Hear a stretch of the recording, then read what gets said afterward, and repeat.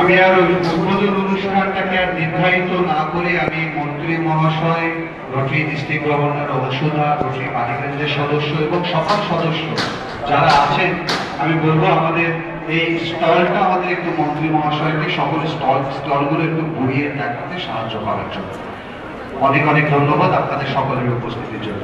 এক minute দাঁড়াতেন sir. দাদা একটু প্রথম